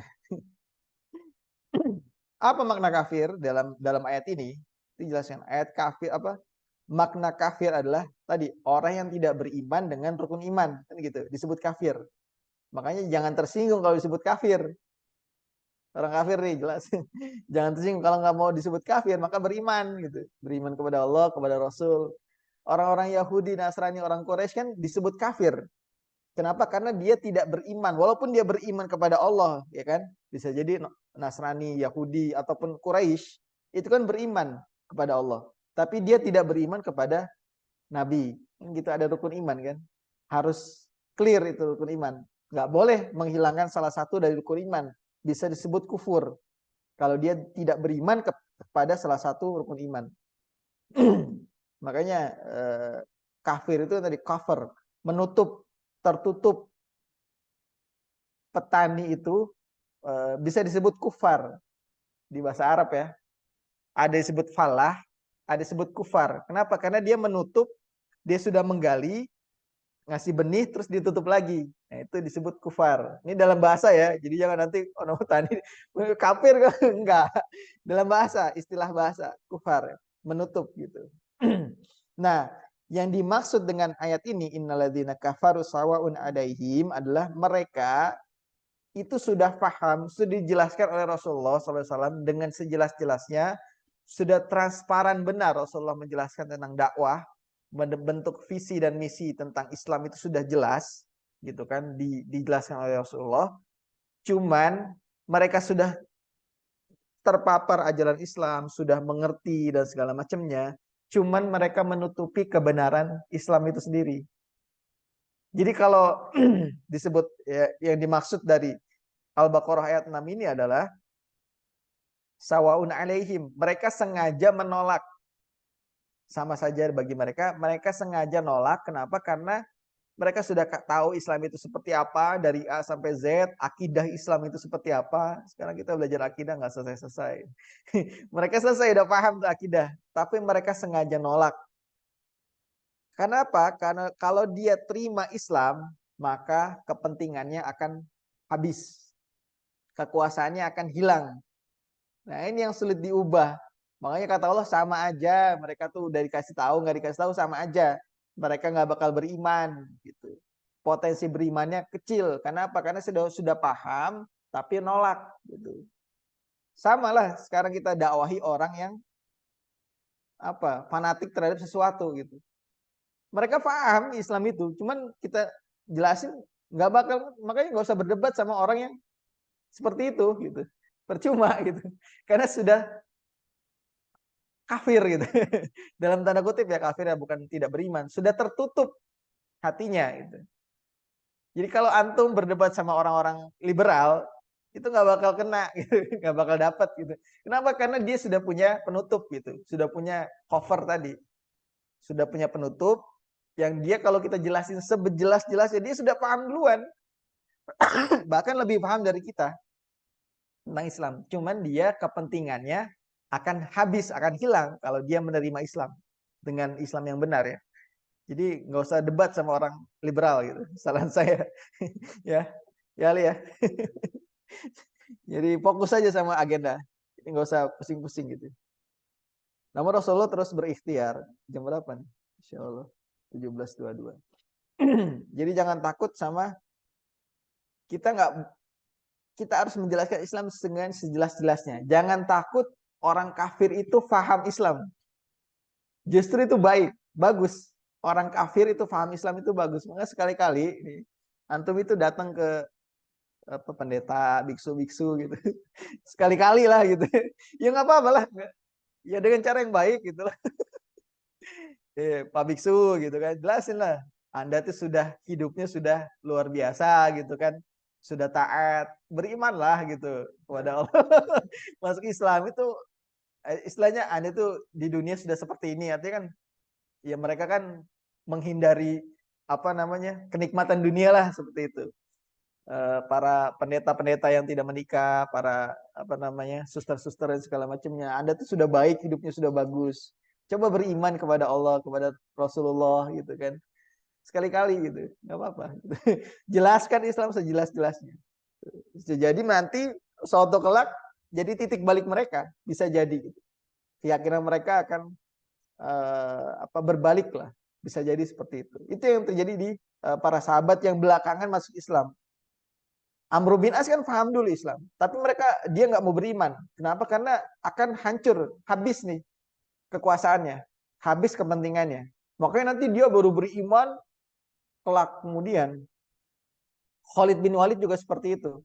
Ya kan dia baru mulai, dia perang Badar, perang Uhud, bahkan perang Khandaq itu kan luar biasa memerangi Islamnya. Kenapa? Karena ayahnya kan Walid bin Mughirah, penguasa gitu kan. Memiliki kekuasaan yang sangat luar biasa. Dia kalau menerima Islam maka kepentingannya akan hilang. Maka nanti ketika menjelang Fatu Mekah dia mulai terjadi gejolak batin. Kemudian mulailah berislam. Klan, silakan. Dan segala macamnya. Jadi ada yang terlambat masuk Islam karena sudah paham Islam terlebih dahulu, namun karena kesombongannya, karena kepentingannya takut hilang, maka dia nggak mau masuk Islam terlebih dahulu. Nah itu yang kurang di kita sekarang. Kita ini kadang paham Islam biasanya tahu Islam dari sisi fikihnya saja. Biasanya gitu. Kebanyakan dari kita paham Islam dari paham fikih Islam. Karena kebiasaan kita diajarkan fikih Islam dari kecil. Fikih sholat, fikih ya, tata cara wudhu dan segala macamnya. Kita jarang dijelaskan tentang Islam secara akidah, Islam secara syumul gitu, segala macam. Tuh ya sekali-kali lah. Ya kita harus paham dari diri kita ini sekarang lagi ngapain, pemahaman kita sampai mana, kita sedang melakukan apa. Itu yang perlu saya bacakan ini udah mau maghrib. Quraisy paham Islam, pemahaman para penentang Nabi SAW tentang Islam itu dapat dia dari sikap Abu Lahab tadi ya. Abu Lahab ketika Rasulullah mengumpulkan paman-pamannya itu, Abu Lahab udah paham duluan.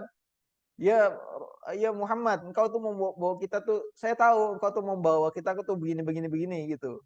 Maka udahlah, nggak usah melibatkan keluarga Bani Hashim, kayak gitu. Di Abu Lahab udah paham dulu. Kemudian Al-Walid bin Mughirah, ini bapaknya Khalid bin Walid, itu ketika membangun opini, nanti dijelaskan di slide selanjutnya. Utbah bin Rabi'ah ketika berdialog langsung dengan Rasulullah, ingin nyari win-win solution.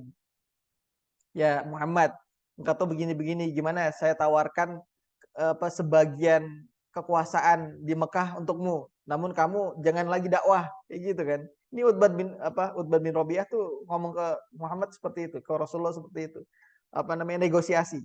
Ketika bernegosiasi, ya Muhammad, apa yang engkau minta? Engkau minta seluruh orang mengikutimu, inilah kami turuti gitu.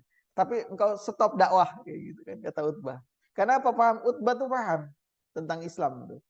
Amr bin As ketika melobi Najasyi, kemudian Quraisy ketika menawarkan kompromi, soal kafirun, ya kan? Engkau beriman, kami akan beriman kepadamu sehari, besoknya engkau ikut kami, gitu. Atau saya beriman, kami beriman selama engkau beriman, engkau menyembah berhala sehari, kami akan beriman sepanjang tahun, gitu. Jadi ada syarat, gitu. Ada syarat beriman. Itu Quraisy gitu. Kenapa Quraisy ngasih tawaran ini? Karena paham. Mereka takut bahwa Islam itu akan dampaknya tuh akan besar gitu dan akan meruntuhkan hegemoni mereka. Bagaimana caranya? Ini jual akidah mereka ya, tanda kutip ya. Quraisy jual akidahnya. Ya mereka kan agamanya bukan agama berhala secara murni gitu. Masih nggak secara ikhlas sih mereka menyembah berhala. Ikhlas tuh gimana? Agama mereka agama kepentingan. Dulu kami pernah kita sempat jelaskan ya tentang orang-orang Quraisy ini. Agama mereka bukan murni benar-benar tanda kutip ya tauhid menghambakan kepada berhala. Bukan, tapi adalah berdasarkan kepentingan. Karena agama mereka agama kepentingan. Jadi kalau kepentingan mereka terancam, maka akan mereka tolak itu Islam seperti itu. Jadi agama bagi mereka itu nggak sakral, makanya dijual agama mereka kan. Tanda kutip ditawarkan kepada Rasulullah kan agamanya. Kami beriman kepadamu, tapi besok engkau beriman. Masa bisa begitu? Jadi menggadaikan agamanya kan. Agar Muhammad ini menghentikan dakwanya, gitu aja. Rasulullah itu menghentikan dakwanya dengan berbagai macam cara Quraisy.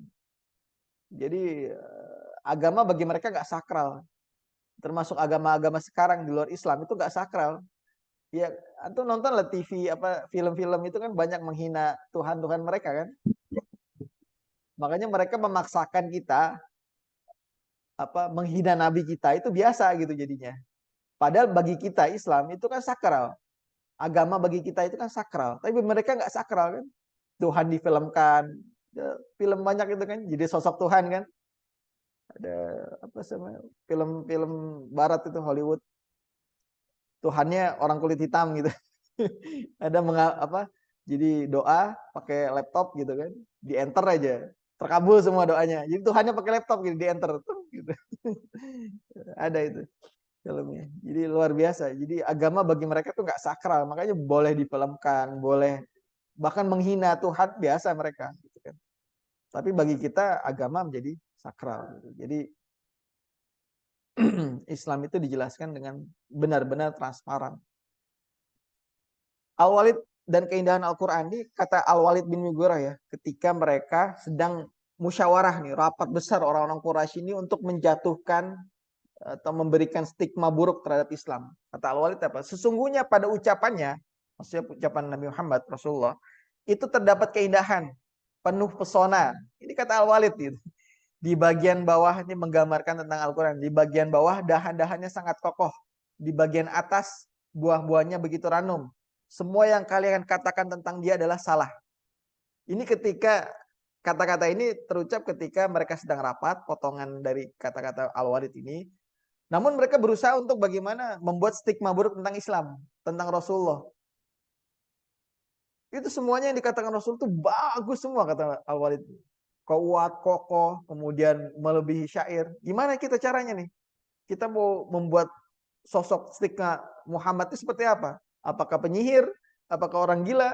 Apakah penyair dan segala macamnya gitu. Jadi luar biasa gitu. Al-Walid sendiri mengatakan ya karena saking pahamnya tentang Al-Qur'an. Kita belum tentu paham. Gitu. Kemudian Utbah juga seperti itu. Aku telah mendengar langsung ucapan yang demi Allah tidak pernah kudengar sebelumnya. Ini kata Utbah. Demi Allah, ini setelah pulang dari negosiasi ya dengan Rasulullah.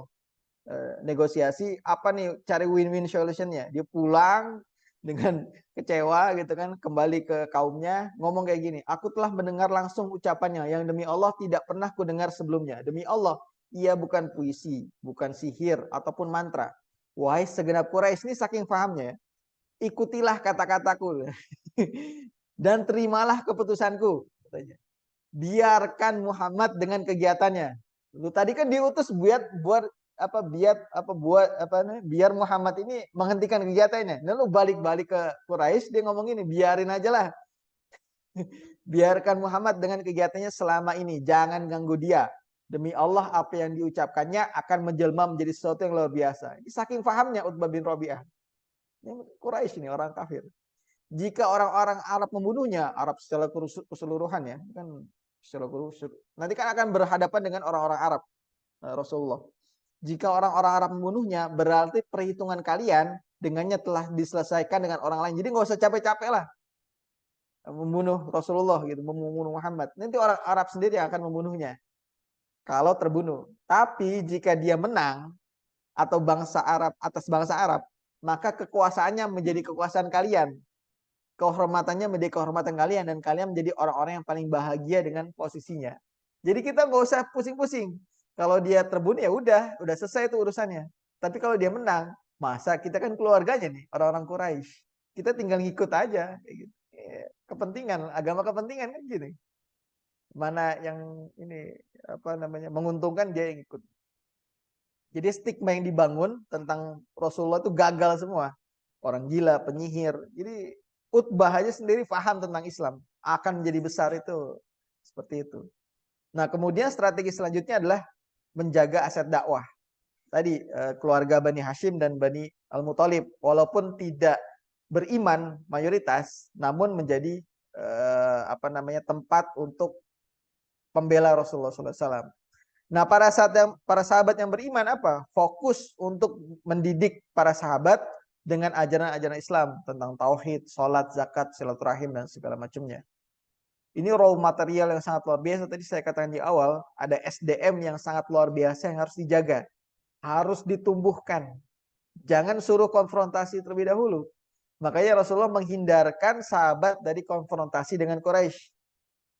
Semaksimal mungkin tidak berbenturan di 13 tahun pertama di Mekah.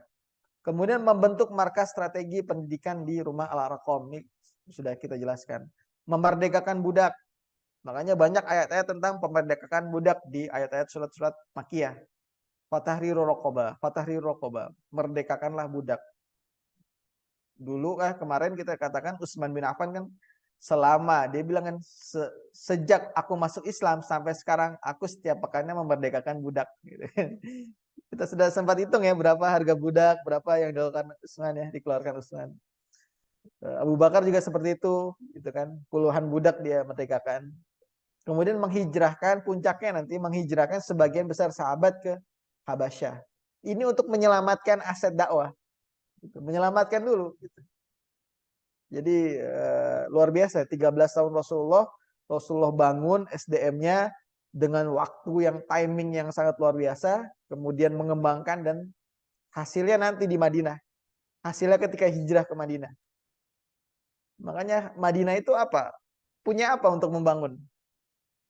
Sumber daya alamnya nggak ada gitu. Tapi Rasulullah punya SDM yang sangat luar biasa. Makanya SDM ini sangat penting. Manusia ini sangat penting kalau dididik dengan baik dan benar. Kalau kita kan enggak ya. Kita sekarang APBN kita berapa? Berapa APBN? 8.000 triliun. butuh untuk membangun negara gitu. Rasulullah nggak ada APBN, tapi punya SDM. Makanya kadang kita sungsang mikir bangun jalan tol di mana-mana, cuman SDM-nya nggak dibangun, kurang pasnya. Terakhir ya, oh ya, 2 slide ya. Manajemen konflik. Bagaimana meski dakwah bertentangan dengan seluruh musyrik, namun Rasulullah tidak semua memusuhi Rasulullah. Ini manajemen konflik yang Rasulullah lakukan ya. Jadi walaupun nggak semua, tapi nggak semua juga menentang. Penduduk Mekah itu kisaran 6.000 sampai 8.000 jiwa ketika Rasulullah SAW dakwah. Yang masuk Islam kisaran sampai hijrah ke Madinah kisaran hanya 200-an orang. Jadi dari 8.000 orang yang masuk Islam hanya 200-an orang. Sisanya belum Muslim. Gitu. Ini kalau dalam pemilu swing voter ya. Ya gitu-gitulah. Yang menentang Rasulullah itu hanya puluhan. Jadi dari 8.000 yang menentang Rasulullah hanya puluhan orang. Jadi sisanya itu nggak menentang Rasulullah. Ini manajemen yang luar biasa. Dan Rasulullah nggak petantang petenteng, nggak petakilan, itu nantang-nantang orang-orang yang tidak menentang. Gitu. Jadi Rasulullah fokus dakwah. Gitu. Jadi perlawanan terhadap Nabi hanya dilakukan oleh kelompok elit atau al-mala, orang-orang yang memiliki pengaruh kekuasaan. Sudah kita jelaskan al-mala dulu ya. Jadi dan nggak semua juga al-mala itu menentang Rasulullah. Ada namanya Abdul Bakhtari, kemudian ada Mut'im bin Adi. Mut'im bin Adi itu menjadi suakai Rasulullah nanti. Walaupun dia nggak masuk Islam, dia pembesar. Ketika Rasulullah ke Taif, kemudian diusir. Nah dia Rasulullah itu kan ke kebunnya Mut'im bin Adi. Kemudian dikasih suaka, gitu kan? Dikasih kembali untuk ke Mekah, dikasih penjamin. Penjaminnya adalah Mut'im bin Adi, memberi suaka. Jadi jangan sampai bertentangan lah. Jadi Rasulullah itu tidak sampai bertentangan dengan mayoritas, hanya tertentu aja. Dan ini yang perlu kita lakukan sebenarnya. Jadi jangan nantang-nantang yang nggak perlu ditantang gitu. Justru malah harus kita pecah, kita manajemen lah. Musuh itu harusnya kita pecah. Gitu. Sekarang kita yang dipecah musuh. Kemudian memenangkan opini. Rasulullah ketika dihina, itu kan banyak stigma-stigma ya. Disebut gila, disebut penyihir, disebut yang paling lumayan penyair lah. Kalau penyair kan lumayan ya. Banyaklah dituduh. Tapi Rasulullah SAW dengan kepribadian yang agung, membangun opini, itu nggak baper ya tanda kutip. Saya gini, nggak sibuk untuk menangkal itu. Ya biarin aja, paling 1-2 hari, 1-2 minggu gitu kan. Jadi nggak sibuk menangkis agenda-agenda lawan.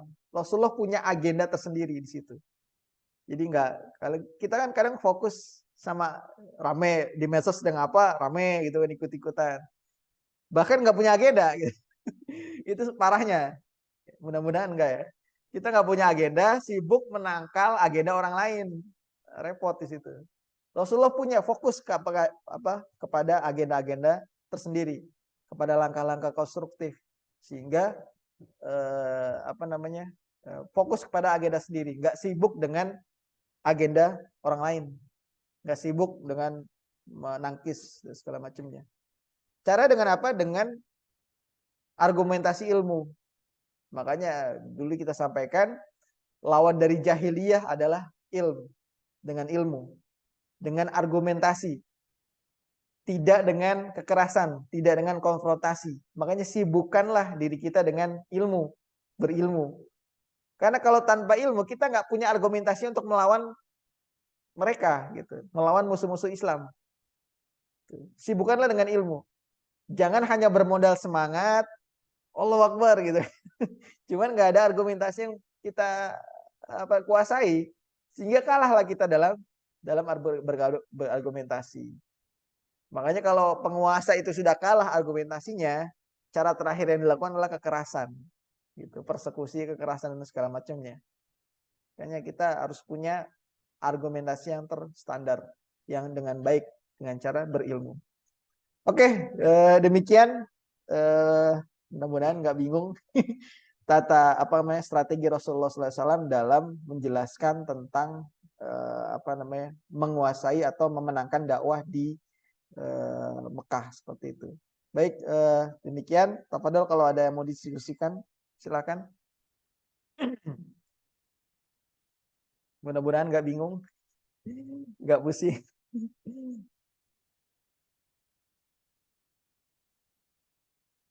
Silakan yang di Zoom atau yang di apa, offline ya di apa aja. Ya, silakan.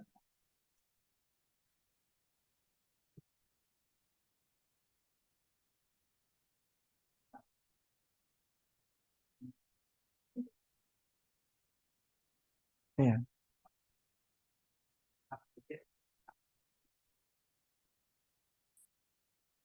Ya.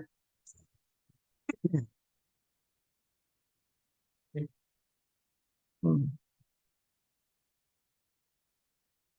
Ya. Ya. Ya. Bagus pertanyaannya tentang literasi. eh Kalau saran saran saya pribadi ya, kita pertama adalah kuasai ilmu fardu ain terlebih dahulu. Literasi kita adalah literasi untuk fardu ain yang hubungannya dengan yang setiap orang harus paham. Ya berarti kan ilmu fardu ain itu yang akan menolong kita baik itu di dunia maupun di akhirat. Ya kalau ilmu akhirat kan tentu tentang ilmu agama, baik itu fikih, usul fikih, walaupun secara umum ya tidak mendalam. Itu tentang literasi. Artinya kita golongkan dulu ilmu itu dengan sesuai golongannya. Fardu ain yang tidak mungkin tidak apa namanya harus kita kuasai. Mau tidak mau harus kita kuasai fardu ain. Ilmu fardu ain, ilmu tentang kehidupan itu juga fardu ain. Ilmu menjalani rumah tangga misalnya itu fardu ain. Nggak mungkin orang lain akan dia cukup orang lain yang paham kita nggak paham karena kita akan mengalaminya. Ilmu sholat itu harus paham, jangan hanya orang lain. Gampang lah kita ikut imam. Imam ini imam juga namanya. Nggak bisa. Harus kita paham ilmu fikih. Nanti karena suatu kelak, apalagi laki-laki ya, kita akan menjadi imam kan? Mau nggak mau itu minimal imam di rumah tangga kan gitu. Itu harus kita kuasai itu literasi. Walaupun tidak mendalam, artinya fardu ain itu yang urgen yang harus dikuasai. Gitu. Baik itu ya sifatnya dunia, ilmu keduniaan, dan juga ilmu akhirat. Karena tidak mungkin orang lain akan menolong kita dengan ilmunya kalau kita tidak paham ilmunya gitu. Kayak gitu. Kemudian ilmu fardu kifayah. Apa ilmu fardu kifayah? Ilmu yang bisa jadi orang lain nggak paham, tapi kita harus paham. Atau cukup orang lain yang paham, kita nggak perlu paham nggak apa-apa. Fardu kifayah. Ada orang-orang yang kalau dalam satu tempat itu harus ada orang-orang yang paham di situ. Misalnya ilmu waris. Itu kan ilmu fardu kifayah ya. Nggak mungkin kita bisa paham semua. Harus ada satu orang yang paham dalam satu tempat. Tapi kalau tidak ada yang paham, maka sebaiknya kita yang mengambil peran di situ. Kayak gitu. Ya termasuk bisa jadi ilmu sirah ini pada hifayah ya. Karena apa? Karena tidak berkaitan langsung dengan ibadah kita. Diterima atau tidaknya ibadah kita tidak ada hubungan, tidak terlalu dekat hubungannya. Walaupun ada, tidak terlalu dekat hubungannya dengan sirah. Walaupun nanti sirah berhubungan erat dengan peradaban, jatuh atau bangkit atau runtuhnya peradaban kita. Itu dari sirah nabawiyah. Makanya harus ada orang yang paham dan harus ada orang yang konsen di dalamnya. Dan seharusnya ini kaitannya nanti dengan iman, iman kepada Rasulullah, kepada Nabi. Minimal kita paham tentang sirah nabawiyah. Jangan nggak blas, nggak paham sama sekali. Itu yang menjadi catatan. Itu saat apa namanya tadi itu. Kemudian nanti ilmu-ilmu yang lainnya, ilmu sifatnya mubahat, dibolehkan untuk menuntut atau dibolehkan untuk mempelajarinya. Ilmu komputer termasuk tadi. Ilmu yang sifatnya ilmu kedokteran apa? Fardu ain atau fardu kifayah atau fardu apa mubahat? Tergantung gitu. Kalau di satu tempat nggak ada yang paham kesehatan, maka menjadi fardu kifayah gitu. Tapi kalau ada orang yang sudah paham, sudah gitu. Kita tinggal mereferensi ke beliau saja gitu kan, saya paham. Tinggal nanti kecenderungan kita mau di mana nih. Kalau sudah selesai ilmu fardu ain, fardu kifayah, mau kecenderungan di mubahat yang mana? Ilmu-ilmu mubah. Ilmu apa? Gadget, ilmu desain, itu kan mubah semua. Tapi itu bisa diperlukan dalam rangka memenangkan Islam gitu, bisa jadi. Dalam rangka kalau dulu kan syair, makanya Rasulullah tuh apa namanya?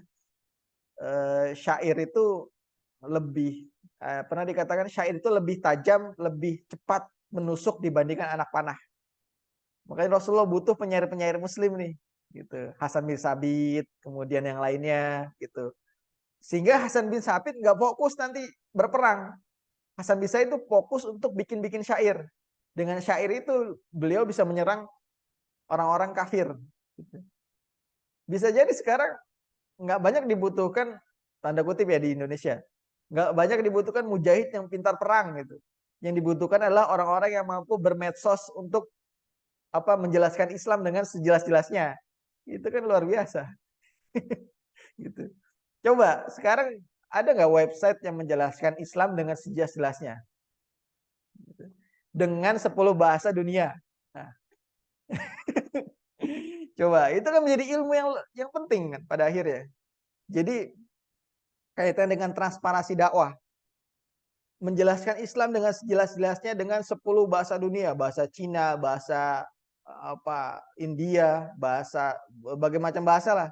Sehingga orang Islam apa orang Cina bisa mengakses Islam dengan jelas.